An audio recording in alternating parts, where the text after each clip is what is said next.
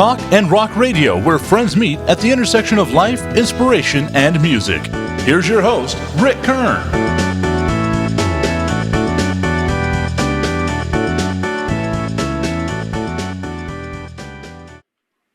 Welcome, everyone, to Talk and Rock Radio. Today's guest is one of El Paso's own. He's a recording engineer, record producer, musician, and has earned 22 gold and platinum records for his work with legendary artists. Welcome, Howard Steele. Well, hi, Rick. How are you today? I am doing great, man. And everybody came to listen to you today. They want to hear your story, man. Oh, I can hear the crowd now. Sorry, I had to do that, man. It's cool. It's good. It's podcast. Yeah, well, you know, and I really liked having Lee Thornburg come in here too. And this, there we go. All right. Anyway, man, it's good to have you with us today. Sharon said to say hi, by the way. Oh yeah. Tell Sharon I said hi. I haven't seen her in a while. I know it's been a while, man. Well, it's been a while since I've seen you. You know, I'm used to you coming down here now and then, and I know you come down and record or run front of the house or whatever you're doing, working records with Tangent, with Bernie Mora and the boys and different projects. But now, due to COVID, we're not doing a whole lot of that, are we? Well, no, and in my business, I traveled as well. And for the first time last month, I was on a plane, which I hadn't done in over a year. Yeah. So, yeah. But the flights were packed, and I think that's a good thing. It's a good sign, man. As long as everybody's wearing masks and doing the right thing to stay safe. That's the big thing here. We've got to get over this whole thing, you know. Well, I thought what we would do today is chat about your wonderful history, man. You go back a long ways, starting in El Paso, and you've done some really exciting things, from music development to building out studios and everything. I'm going to let you kick it off with talking a little bit about the early years. So it's been an interesting career. So yeah, my dad was in the military, and he got stationed at Fort Bliss. And I was in junior high school, and that was at McGoffin Junior High. And I was a music lover from a long time. I was in choir. I played a couple of instruments and was a singer and pretty active in the school events. And so on Saturday nights, there was a dance at McGoffin. And I went there, and it turns out some of the players in the band, that's how I knew about it, were going to McGoffin, especially like Sonny Fletcher was there, Jim Reese was there, and we were all in school together. So I was playing guitar at that point in time, and I wanted to be in the band. So I talked to Jim, and I said, Jim, oh, I'm sorry, also big name, Dalton was playing piano in that band, Dalton Powell, who, as you know, went on to be with Bobby Fuller and that. So I talked to Jim, and he said, well, you know what, why don't you play percussion stuff? And then we've got a bass player that can't make it every night. And on the nights he can't come, if you'll buy a bass, I'll teach you how to play bass. So that's how I became a bass player. And, went through several iterations, of bands in El Paso. And at one time, even Bobby Fuller was in a band with us. But we ended up deciding, excuse me, it's a little congested today. We decided that we were going to go to make the big time in LA. And that was Mike Ciccarelli and myself and Bert Peters. We were a trio at that time. Probably the best band I was in locally there was called the Maggots. Unfortunately, the singer became ill and passed away. And so in some mad moments, we decided we were going to be a trio to go to LA, and we put that together. And I know Mike had a job already out there playing with Johnny Crawford, and he had a couple of summer gigs with him. And then we were coming out. We got our tape to Casey Kasem, who took it to Mike Kern. And Mike actually signed us to a record deal shortly after we arrived in LA. So I remember, though, there was a time when we were getting packed up, and I called Bert, and I said, Bert, I'm going to pick you up in about an hour. And Bert said, my mom won't let me go. So we were frantic because we had a gig that Friday night in LA. So I called Ty. We had played with Ty in the past, and Ty Grimes became the drummer initially in the band. So we were out in LA. We're playing at Carolina Pines, which was a bowling alley with a big dance floor right by the airport. And we played there about 2 months on Friday and Saturday nights. That was our first gig. So we put together an album, and the way that came about was Mike gave us a producer and an engineer. I didn't tell him I did both, but this producer was taking us down a path that we weren't. You know, we were kind of like we were called like a psychedelic ZZ Top by some. And with this producer, we had piano, and we had other things going on that weren't arrangements, that weren't really the band. So I went to Mike Curb and I asked him if I could take over the album. And he said, well, you cut the demos, right? And I said, yeah. He said, yeah, you can take over the album, but who's going to engineer? And I told Mike, I said, well, Mike, I know how to engineer. And so Mike let me take it over, do the engineering. And it turns out that the producer we had, whose name was Larry Brown, was all for that. He said, that's great, Howard. He said, as a matter of fact, I'm also a studio drummer, and I didn't know you could engineer, but there's certain days I'd rather play drums on a session than engineer. Can I call you for those dates? And I said, sure. And the first date he called me on, I went down to the same studio, of course, set up my same mics like I always did for drums and piano. And I knew it was 4 musicians coming in. Well, what I didn't know was for the 18 players, the studio musicians in LA. And so I've got the mic set up, and they start to play, and my mouth falls open. It sounded so wonderful. And the first thing I said was, Howard, you know, you don't know how to play the bass. You have work to do here. But also, I tried to get Mike and Ty to come down and listen to them, and they didn't want to come down. Well, they, for various reasons, you know, either they were reading music, or, you know, we were pretty knowledgeable about our instruments. So anyhow, that started to snowball. I was getting more and more calls to engineer, and calls then to mix albums. And one of the first albums I was called to mix was a band from San Francisco's Chocolate Watch Band. And that just kept accelerating. And then, so I was getting, doing a lot of good music with good players, and my ears got really good. And I had a big decision to make, and a fork in the road, which I wanted to do. And for me, the band I was kind of worn out with the band. We weren't rehearsing, we weren't writing. And I don't know why, if I look back and think about it. But anyway, I took the career path down the road to be an engineer and producer.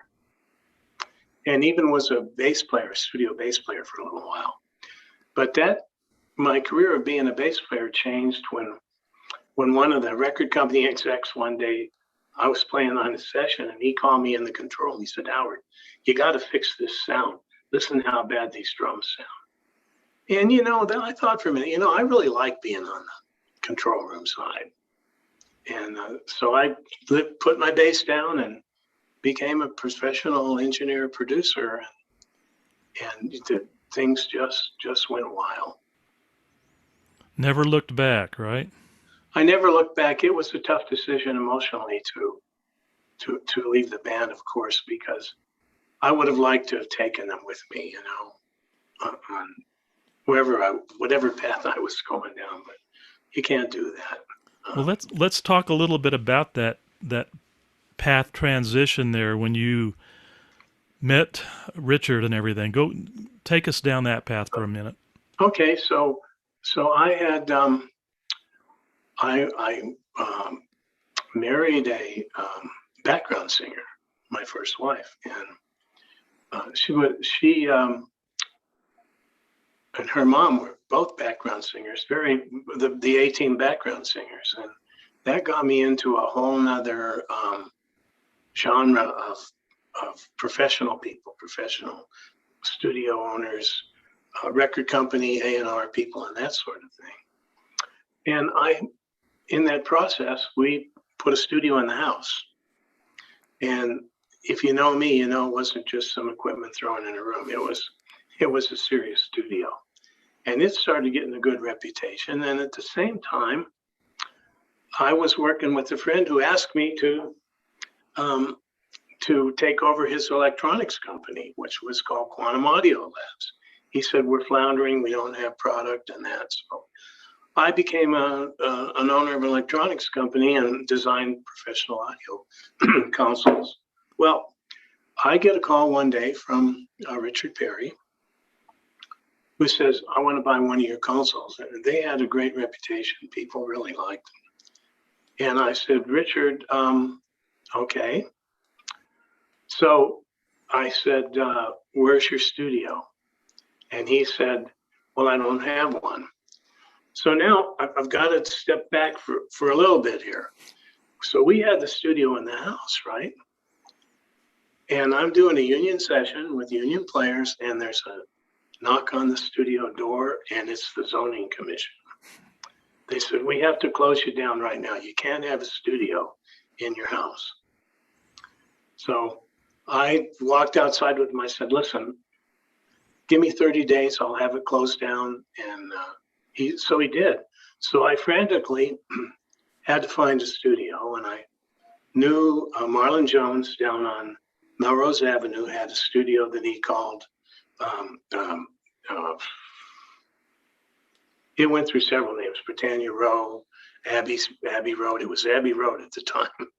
And it was a big studio. The main studio was built in the 40s. In fact, Bing Crosby and Frank Sinatra used to record there. So it had some real history, and it had a great sounding room. And there was a small room in the back that was empty. So I made a deal with Marlon to put my room in the back, and I said, I need to rent some space. He says, well, you can't because they're closing me down. I'm way behind in my bills, going to declare bankruptcy, so I can't do that. And I said, well, I'd like to buy 55% of your studio then. Can I do that? And we came to an agreement there. So I moved my house studio down to Melrose, and it was called Dubbington Downs, by the way. Mike Ciccarelli came up with that name. And so we're working away, we're making money, but I'm in the back room. That big room there is in real disrepair. And I kept thinking, well, what am I going to do? How am I going to get this together? But then I got that call from Richard, and a light bulb went on in my head. And I said, Richard, why don't you come down to my room here on Melrose and take a look? And he came down that afternoon and walked in and looked at it, and he said, I want to buy it. Is it for sale? And I said, well, everything's for sale. And he said, well, what are you going to do? And I said, well, I'll build another room. He said, no, you won't. We're going to be partners in this. And that's how the Howard Steele, Richard Perry duo came into being. Tell everybody the background of Richard Perry a little bit. I mean, you and I know who that is, but this way they'll understand. Richard Perry was probably the hottest producer, pop music producer in the world at that time. He had done Nielsen, he had done Carly Simon, Tiny Tim, and a group of other great artists. Diana Ross. Well, Diana Ross, he didn't do till we. That's right. That was one of your first biggies. Yeah, yeah. Yeah. But so he was very hot though with Nielsen and with Carly Simon especially. So what he brought to the studio was the ability to build out that big room. So he bought that recording console, or we bought my recording console, and it was the first of the big console series. And we had that in the A room, and then we had one of my smaller consoles in the B room. But immediately things started taking off. Now, Richard, didn't say anything about any timetables or anything. And so I guess we'd had we signed the papers, and we were at the attorney's office, and we couldn't think of the name of the studio. And since it was at 5505 Melrose, we said 55, Studio 55. And that name, of course, stuck with it. So I hear now that Richard's coming in starting this next week. He's starting an album with Manhattan Transfer. And they come in Monday and they record. And then on Tuesday, Richard came to me and he said, listen, I wasn't too thrilled with the engineer I had last night. Would you like to take over the album? I said, well, absolutely. He says, great, we're doing the session tonight. There's going to be 2 drummers, Jim Keltner and Ringo Starr. So I swallowed deep and inside said, this is going to be very interesting. One thing I did do is sort of a self-assurance thing. I told myself, you're going to do your regular way you mic your drums and all your instruments. You're going to do what you do. And either he'll like it or he won't like it. Well, it turns out he liked it, and a lot of people liked it. But that was interesting. I was dumbstruck. I didn't know what to say to Ringo when hi. What size drumsticks do you use? 7 Bs. Yeah. So that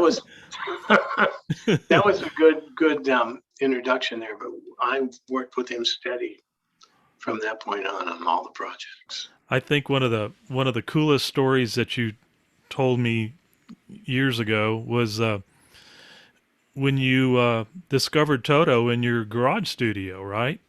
Well, yeah. Now, see, that gets back. We've got the studio in the house, and it's doing well.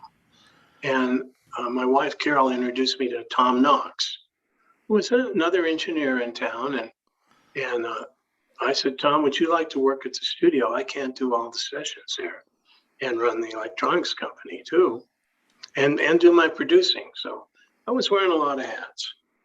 So he said, yeah. And he was doing work up there. And then I knew, now see, David Page, Steve Porcaro, David Hungate were all studio players at that time. And, they're very famous, like, I don't know if you know this, but David Page's dad was Marty Page, the big arranger for sound scores for movies. Wow. And then Jeff Porcaro's dad was a percussion player, grew up as a percussion player in the city. Well, anyway, Tom came to me one day and he said, hey, listen, the guys, we always talk about the guys, Jeff and Mike and those guys, David, want to come up and cut some demos and maybe get a record deal. They're putting a band together. They're going to call Toto. I said, sure, go ahead. And so they were up there. They really started in the garage there. That's where they made their first demos. And, we've stayed good friends. And that was an really interesting time then, because it's a good thing that what happened to the house happened, because it was exploding at the seams. Well, and that was so cool, because I remember our band was out in LA, and I remember one day getting the phone call from you asking Sharon and I if we wanted to come over to Studio 55 to watch Jeff Porcaro do a session for a Diana Ross album. And I remember vividly, I said, Can I get back with you on this? No, I did not do that. I think I ran to the car. You know, we both, because we were living in Newport Beach, so we had to drive up to Melrose to get to you guys. But I remember vividly that moment of walking in there. And what do you remember anything about that day when Sharon and I came up to be with you and Richard? You know, not a lot, to be honest with you, because I was really preoccupied, Well, doing this vision. it was so cool because I remember walking in and seeing all these gold records up on the wall. That was my first impression. And of course, back in those days, we didn't have cell phones. This is 1970. Let's see, I got out to LA in 73. I think that was around 76, 77 when you invited us up there.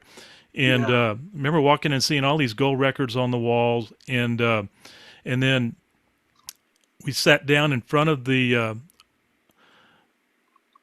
in the booth there with you and Richard. We were right in front of the console, and watching Jeff do his magic. It was incredible. Of course, this guy was such a monster drummer anyway. This guy was just one of the very best. And I was so impressed with what you guys were doing, because I remember at one point you said, "Now, Jeff, measure number 28. Go back to that and lean into the hi-hat a little bit more."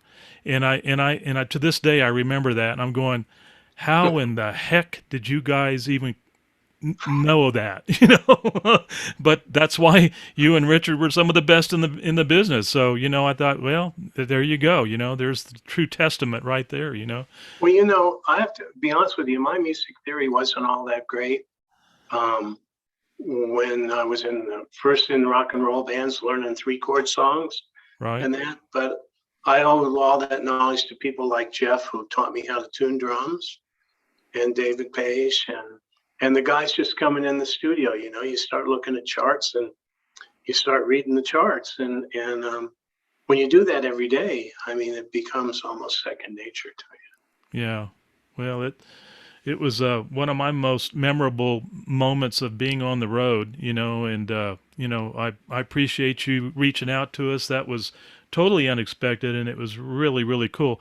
Talk a little bit about, all that time while we were out on the road, and then when we came back in 77, we were kind of changing up the band, and we added a couple more musicians, and that's when you had called us. But in all that time that we were out on the road, you were busy making gold records and platinum records. You want to talk a little bit about some of the musicians that you work with? I know Carly Simon was one of your first, right? Well, kind of in order. First was Manhattan Transfer. Then we did Leo Sayer, When I Need You and You Make Me Feel Like Dancing. Mm-hmm. And then I think it was Burton Cummings, who was the lead singer in the Guess Who up to that point. Right. And then we started a Bee Gees album, the Saturday Night Fever album, and I don't think things gelled well with the band and with us or with Richard. Not sure. Richard's a great producer. He's got a way that he likes to make records, and they really work. And sometimes there are some rough edges, maybe because, well, with anybody. I mean, it's anything. Not sure what that was, but there was a while there when I was walking into the studio. We were walking into the studio, doing 3 or 4 projects at a time, and so it was really hard to keep all that straight. But also, I did an Eric Carmen album. I did Billy Swan album. I worked with Joe Walsh, with Steely Dan, but also did a Dusty Springfield album. And I worked on Carl Perkins' last album. Oh, cool. And that was great, You were talking about Burton Cummings. Did you do The Laughing? Was that one that you did with him? No, we did Stand Tall. Okay. Was the big single with him. And then his greatest success continued on in Canada. We saw him up there. Records from Right. Canadians. I worked with Randy Bachman, Yeah. a big group in Canada called Trooper. Um, then Shiloh, which was actually the beginning of the Eagles. I worked with them, Shaka Khan and Rufus. Mm-hmm. Tell Me Something Good. And then, of course, Rawson and Collins Band, which this is another story in that J.O. Stewart, and I don't know how many people in El Paso knew him or remember him, had asked me if I wanted to build a studio in El Paso. And when we started that, that was when the time was where it was exciting to go somewhere and record. And then, of course, gas prices got high and all that, and that changed. But so I helped him on that and put together El Adobe Studios in El Paso there. And then another person from El Paso, Dave Evans, who was a good friend of mine, had some good ears, and he was a great builder of things. Like around the studio, he could construct electronic gear or carpentry stuff and that. And I brought him out to Los Angeles to work with me at Dubbington Downs. And when we put Studio 55 together, he moved on to work first in Las Vegas at Billy Graham Productions, and then he went down to Jacksonville and was working with Leonard Skinner. And he was doing their front of house engineering. And then, of course, Leonard Skinner had the terrible plane crash, and they reformed as Rawson and Collins Band. And Dave said, "Hey, I want to bring him to El Paso and cut an album, and I want to use the new studio you just built there." And I said, "Well, Dave, that sounds wonderful. Let's do that." I said, "In fact, if you want me to come down and help you get set up and get going, I'll be more than happy to." And so I came down there and I met with the guys, spent a day getting drums and all the instrument sounds. And at the end of the second day, we laid a track down, and I mentioned this story to you. And Rawson and Collins had this great big guy who was their road security guy. And I cut that track. They came into the studio and the control room and listened to it. And then I saw Gary and Alan go out in the studio and huddle with Big Lou. And then Big Lou motioned me to come out there, and I went out there, and he grabbed me and he threw me up against the wall. He says, "What are you doing for the next 6 weeks?" I said, "This album." And so that turns out how that came about. I did 2 albums with them, but that brought a gold record to El Adobe. I've seen it on the wall when I go in there. Yeah. Yeah. Well, we cut the tracks and overdubs there, and then I mixed it down to Criteria in Miami. Out of all of the groups that you've worked with, which is the most memorable? Which is the one that you loved working with the best? I'd say there's not just one. Yeah. I would say Rawson and Collins for a couple of reasons. One thing is those guys were incredible musicians. When it was time to do it, they did it. And then I would say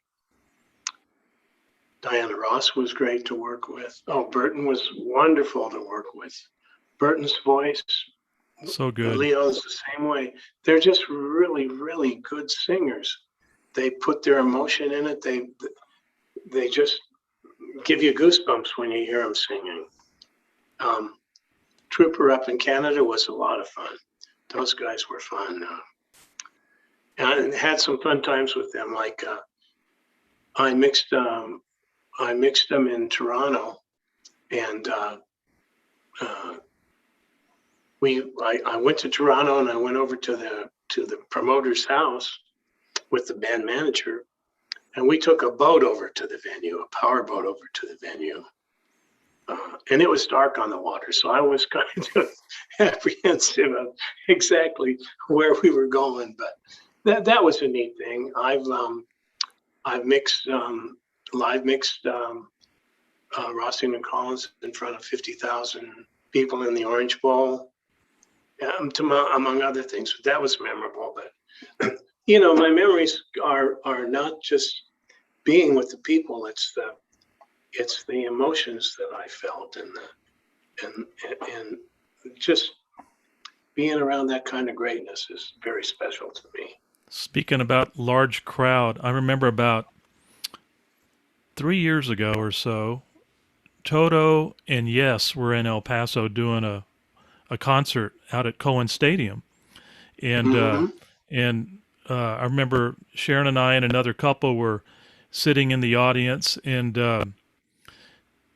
I gave you a call. I said, "Guess where we're at tonight?" And you said, "Where?" And I said, "Well, we're in El Paso, and we're getting ready to see Toto and Yes."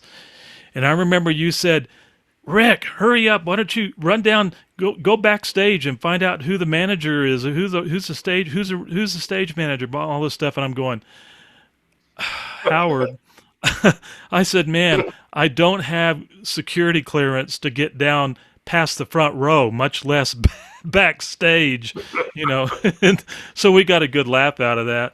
And I never did find out who was taking care of the group at that point. But I do remember it was a great show. I remember that, and I couldn't think of two better groups that complemented each other, as far as a package. Yeah. Those two groups were so good. Jeff's brother was killer on the keyboards that night. Everybody was just phenomenal, and I don't remember who was playing drums with the band that night, but wow, they really put out a great sound. Really, really good. Oh yeah. So you reminded me of a story. I did some work up in Canada, and Dave Caswini. Well, this producer from Nashville that I did a lot of work with wanted to.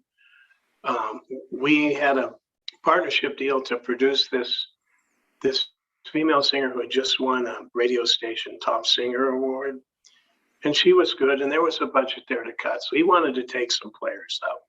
So I got some guys together, and one of them was Dave Caswini, and Dave used to play with a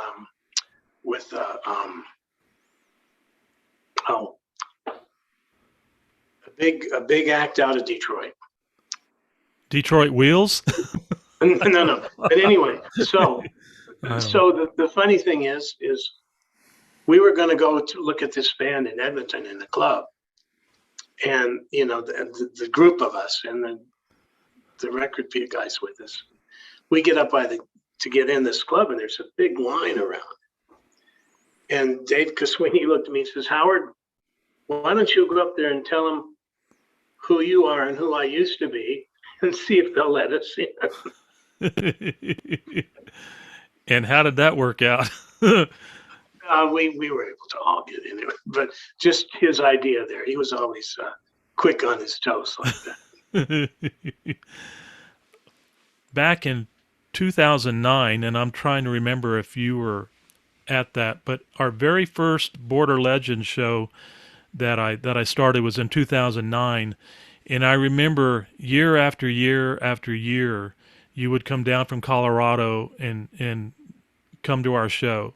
And that always resonated with me as something really special. I felt like when you walked in the door and saw your smiling face at these shows, it was like, wow, this is like having royalty in the house. We've got all these bands from El Paso, old El Paso years, that were bringing back the memories and the sounds and everything. But it was always great having you come down and support us, and you even ran front of the house some, and especially when Rod was up on stage, you would take over the controls and make him sound good, So anyway, I always just wanted to thank you for the many years that you supported us. I hope you had as much fun being at those shows as it was having you there behind the controls and smiling at us. It was, Rick. It brings back good memories now just thinking about it.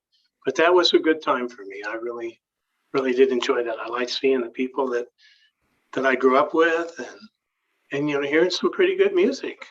Yeah, yeah, it was. I mean, when you consider that most of these bands hadn't played together, and some of them 40, 44 years, like the Chains, and some of these guys, I mean, they're amazing. Of course, many of them still play. They play in their church orchestras or whatever, and then many of them are still playing as a functioning band.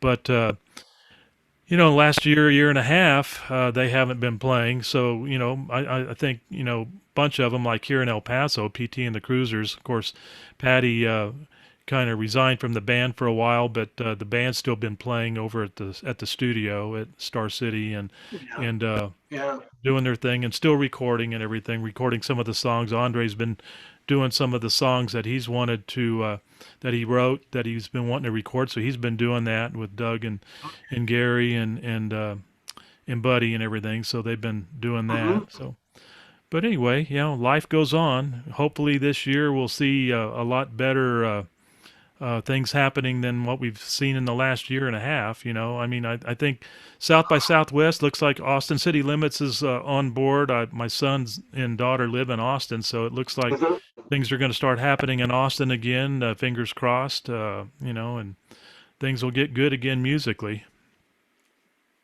Yeah, I think that's we're starting to see live bands here again now, and it's refreshing. The whole COVID thing, the masks, the isolation, that was not good for us. Yeah. It wasn't good for the world. It really wasn't, and especially musically. I mean, there's a lot of people out there that are in fear of their jobs right now.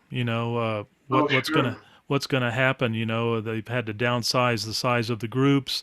I'm not going to name names, but you and I both know this one musician, and he's kind of concerned right now because they're just going in with a power trio behind this artist, and he's not sure what the future is going to hold for him as far as whether they're going to be getting the horns back in the band and stuff like that. So it's pretty rough, pretty rough not knowing what the future holds. But at least we're on the upswing, I think, at this point. Hopefully.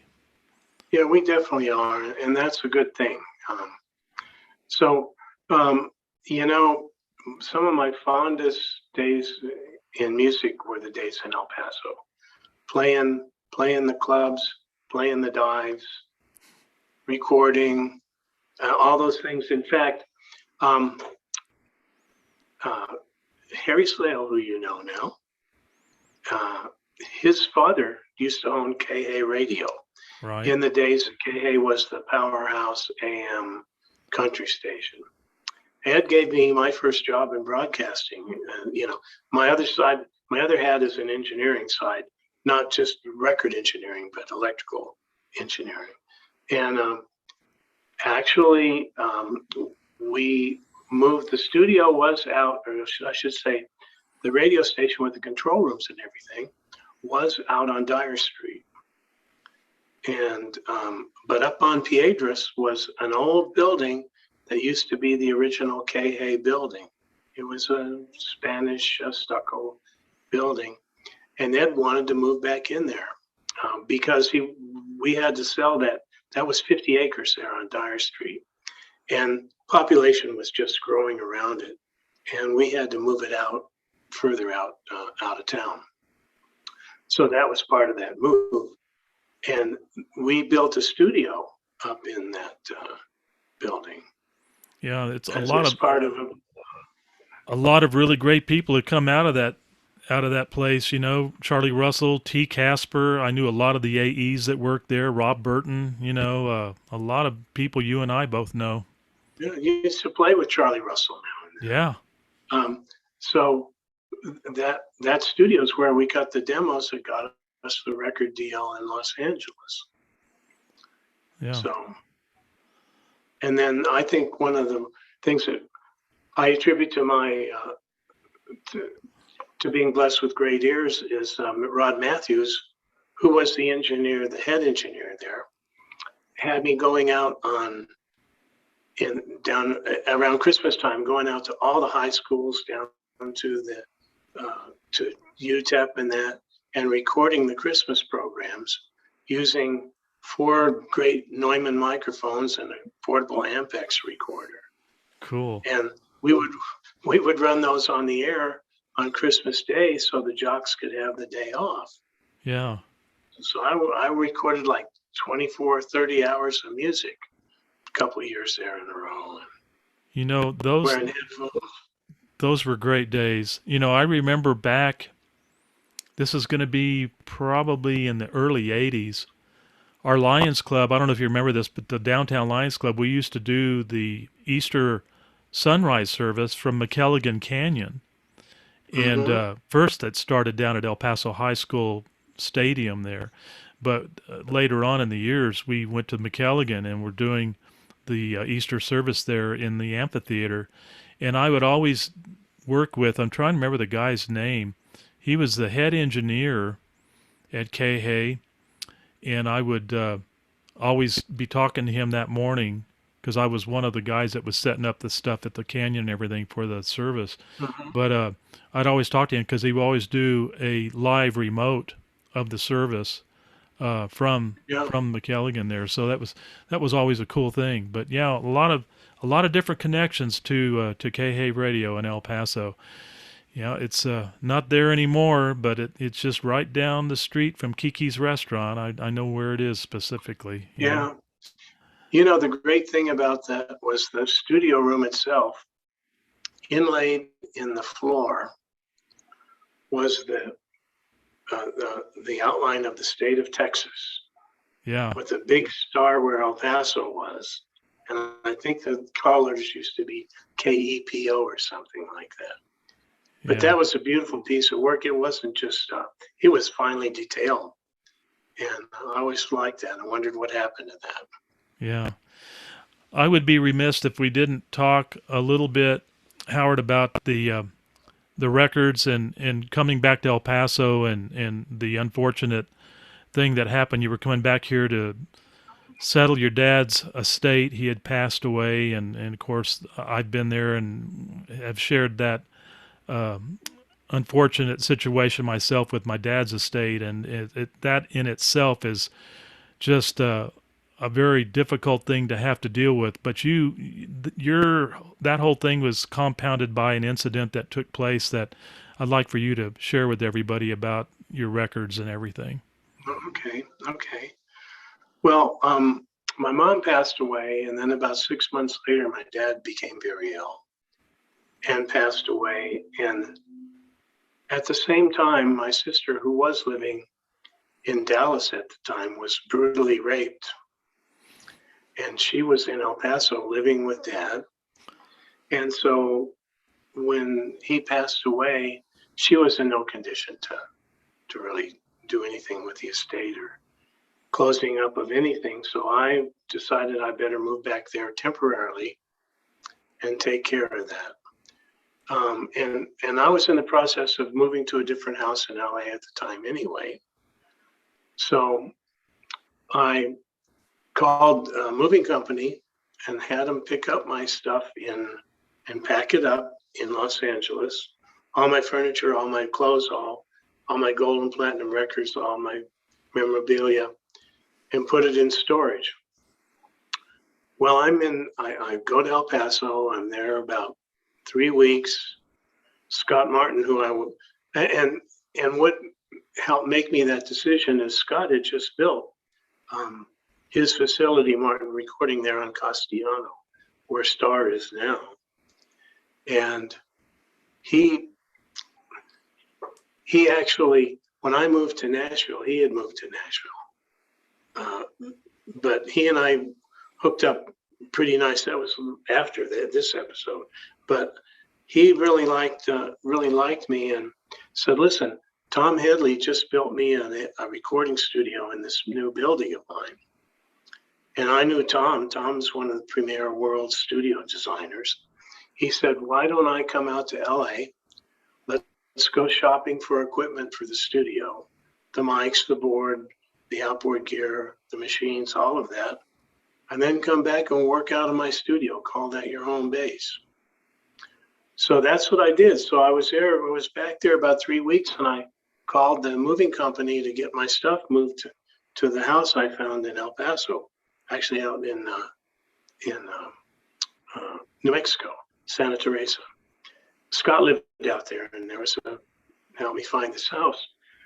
So no one was answering the phone at this moving and storage company. And I was getting real concerned. So I called the manager that helped me pack up stuff, who did my pack up for me. His name was Ferris Ashley. And I said, Ferris, I can't get these guys on the phone. I'm trying to get my stuff. So he goes down there and knocks on the door. And finally, he said 5 minutes later, this man comes to the door and he wonders what I want there. And something's weird with this whole scenario. So he came to find out someone else was there that was trying to help the older man. The owners of that moving and storage company, one of them had just passed away and the other one was very sick with Alzheimer's. And they lost the lease. The place was closing up. And they tried to tell Ferris that they had moved my stuff up to another storage place in Sun Valley, California. But there was no record of that. Basically, I lost all my goods. Someone said it was much like having a fire where everything is gone. So that's bothered me, still bothers me. But I'm working on getting all the gold and platinum records back again. I finally, I just didn't even want to think about it for the longest time. It just was gone. And with people's encouragement now, it's plus it's now you can do that. Right after it happened, it was no easy scenario to get a record replaced. So anyway, that was probably a real low point in my life there. And I ended up moving from El Paso to Nashville. And that's one good thing. So the same person, Clyde Brooks, who I did some work with, was the drummer in Nashville that I had taken up to Canada with us. And he's the one that convinced me to move there. And I stayed with him for a couple of months and found a place and was there 13 years before I moved here to Colorado. You met your wife there too, right? I did. We've been married 30 years now. That was the highlight of Nashville because I really didn't like Nashville. It was like two worlds. The music world was nice. A lot of musicians from LA were moving to Nashville because the timing of that whole thing was synthesizers had just really taken their own and become real usable tools in the studio. And in fact, one of the big drum machines, the professional ones, the designer of that system recorded Jeff Porcaro's drums. That's who the drummer is in that machine. And Jeff used to laugh. He says, now when I get a call from somebody I don't like, I just send my machine. There you go. But so that was Nashville's greatly changed. About the time I moved away, it had grown up a lot. But most all of the studios in there when I got there were like home studios and living rooms and that. There were very few real studios. And I remember one time, and you'll understand this, and any of the listeners here who are in bands or have done any recording will understand this. Clyde booked a date at one of the studios in Nashville for, I forget, I think it was a Hank Williams Jr. project. And so I go in to set up and I'm looking at the board and all the EQs and everything are turned like no one nulled the board out the night before. So I go in and I null it all out. And one of the owners came in and he said, what happened here? I said, well, I need more inputs for the drums. You had the first 5, and I'm going to have 9 altogether. He says, yeah, but you turned all those EQs. It took us months to get that drum sound. Oh, wow. So I felt as bad as that. Listen, Burton and Randy told me another story like that. When the Guess Who had started, they went up north to play at the Air Force Base. And their instruments didn't get loaded on the plane for some reason. And there was an Eskimo band that was opening for them. So when the Eskimo band took a break, Randy said, we asked them if we could use their guitars and bass. And they said, sure.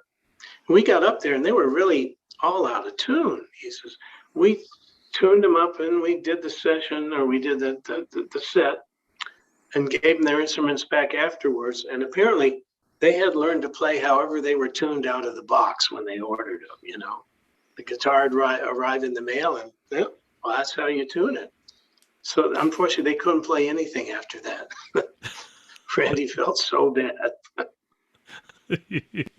That's funny. A friend of mine wrote a song called Jose Cuervo that was a #1 hit for her. And when I interviewed her several years ago here in El Paso, she had shared with me the difference between Nashville and L.A. and just two different animals altogether. Since you've worked in both, I guess you could probably really understand what she meant by that.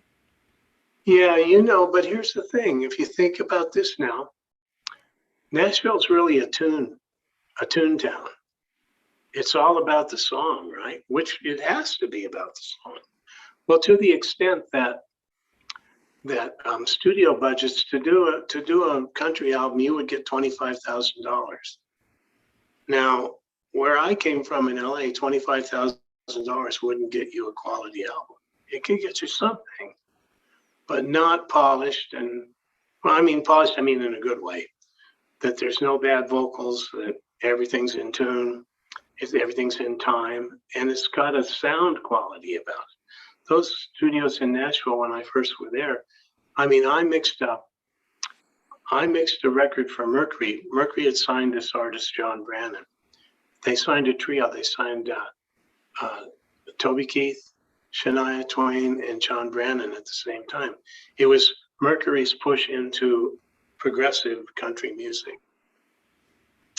Well, John had a great producer. David Malloy produced the record. But they needed a mix, a hot mix on it, and they called me.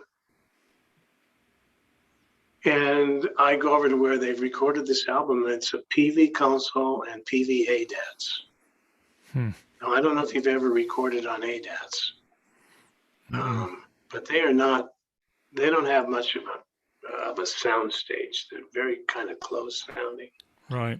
And the other thing, you could always bet. I remember working on a Charlie Miller album in El Paso, helping him mix one, where they were using ADATs as well. And we could always bet whether or not the ADATs would get in sync before the second chorus came up, where the background vocals were on the ADATs. But wow.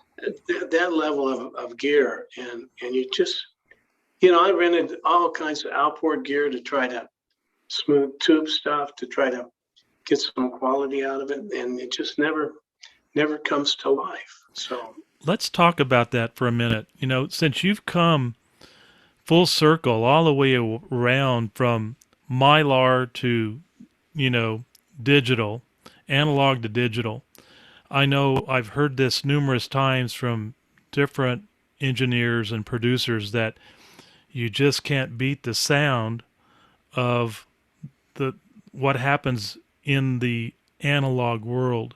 Are you one of those that has adapted well into the digital market, or are you one of the traditionalists? What is your style, Howard? What do you like?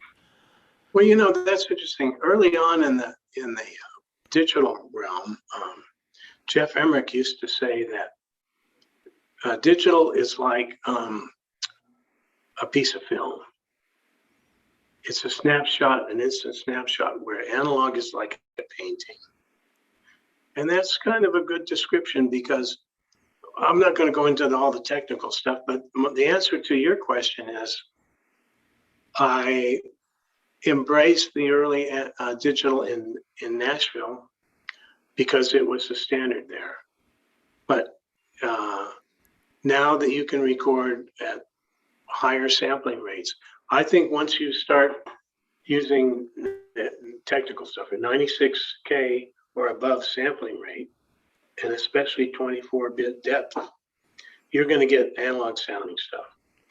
And I made some real double blind tests on that in Nashville. I had an opportunity to do that there. And that's the case. So yeah, I like digital as long as it's no lower than 88.1 to start with. And I like it fine, especially when it comes to editing. I mean, the digital workstations are so incredible today. I wouldn't want to go back. Every once in a while, I think about dragging 5 or 6 of those 2-inch reels of tapes through airports and stuff, and I don't miss that at all. Yeah, I bet. Yeah, go ahead. No, I was just going to say, so that's really where my head was at with that. While I like digital, most of it didn't sound very good at first. Now, I mean, I'm an all digital guy. Well, and it's been really great for a lot of the musicians because they've got their own studios now, and they've got, with Pro Tools, they can do auto tuning, they can do everything they want to do pretty much, Mm-hmm. It's pretty amazing. I was hoping for a major, it was more like a prayer and a wish years ago when we did our album back at, I don't know if you ever knew the studio in Cincinnati called Queen City Studios. It was known for working with big gospel groups and stuff. They were big on audio. And we had done an album over there. We only had like 3 or 4 days to knock this thing out. And I remember the engineer really botched it when he was finally going to the final mix. He had the Dolby turned on, and it just messed up the whole recording. And so we had to settle for that because it's going to be more of a souvenir album more than anything, to send ahead and play to, gigs before we got there and let them play it on the radio and stuff like that and sell it off the stage. But years later, I had called the studio at QCA and I said, "Do you still have the master from that session back in '76 or whatever it was?"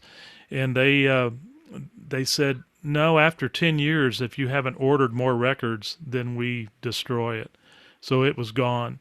And I was hoping to get that and get it back in the hands of someone like yourself that could have gone in and remastered it for us, working with it and trying to, make it better. The voices were always good. It didn't really compromise that too much, but the instruments really dropped in volume, and it was just, there was no, on the drum travels or anything, there was no dynamics with it. It was just what it was. And so I even brought it to Star City and had a guy from Austin work on it a little bit that was working out of there, and he was trying to do some stuff with it, and it just couldn't because he didn't have anything to work with. You just take a piece of a piece of plastic and spin it, and you doesn't have any channels to isolate or anything. Nothing to do with it, so. Oh yeah, that was a real problem in the days of the Dolby noise reduction and the DBX noise reduction in Los Angeles. Some studios had one kind, some studios had another. You'd book and go in and find out, hey, you can't work because it's the wrong noise reduction product. And that it's, I was going to tell you something though about tape machines. Now that there's a company that makes a tape machine emulator, mm-hmm. which there's a characteristic difference still there in that tape distorts gently, if I make sense there. Mm-hmm. Analog signals distort gently. Digital is all or nothing. So there's still some attempts to make to use tape, maybe like to cut tracks, cut drums with tape, and then transfer them to the Pro Digital. Tools or whatever. Yeah. So there's still some difference there, but in my dealings with that, I haven't had the time to really sit down and try to do that because it's terribly time consuming to start off on tape, and it's a whole different world. I'm looking across my studio right now at 120 reel-to-reel tapes that were used back in probably early mid 60s, all the way up to when we went on the road, 73. And I got my TAC A4070G running here. This is one that I bought when we got off the road, and got it reworked, got new rubber put on it recently, and the thing still runs well. This is one that I bought when we got off the road, and I've got all these tapes of Harry Slell and the Resurrection, Sonny Farlow. I've got some stuff here that would blow your mind. Rod Crosby with Paul West and Jim Reese and at the NCO out at Fort Bliss. I've got some pretty neat stuff here. Some I can't tell you about on the air here, but I will share with you sometime. One that was recorded at UTEP, and the guy's manager, who I will not name right now because I don't want ASCAP coming at me, but it's a pretty neat recording. No one's got it, and I have, but I'll share the story with you sometime. But I think we all have some tapes like that somewhere. Yes. Well, I've got a lot of cassettes that way, but this is a reel-to-reel, and I'll just say the signal was given to me off the auxiliary out of the Stars PA amp right into my auxiliary input on my reel-to-reel recorder with one live mic behind the drummer, and it came out really good. So, okay. Yeah, all but right. someday I'll share all that with you, and even play you some of it. But anyway, well, my friend, I think we're pretty much at the end of this fun episode. I really appreciate you taking the time out on this Sunday afternoon and visiting with me and getting this thing finally done. I've been looking forward to doing this. We didn't cover all of the subjects, but we certainly covered a lot of the main ones that I was excited about talking to you about. Oh yeah, there's lots of stories still untold, but some of them are probably best left untold. That's true. I'm kidding. Yeah. That's for Yeah. another day. Yeah, well, listen, it's been a real pleasure with you today, Rick. I've really enjoyed the time. Thank you, Howard, and I'm looking forward to some more discussions with you for some new chapters down the road that could be including me and you and your partner and stuff. So we'll be talking more about that. Hopefully that'll work out too. Oh yeah, that would be very cool. Absolutely. Well, you can reach out to me anytime, Rick. I appreciate it. Good talking to you, buddy. And You too. say hi to Debbie, and you guys have a good rest of your weekend, okay? Will do, and you do the same. Thank you. Okay, man. Take care now. All right, take care of yourself. Bye-bye.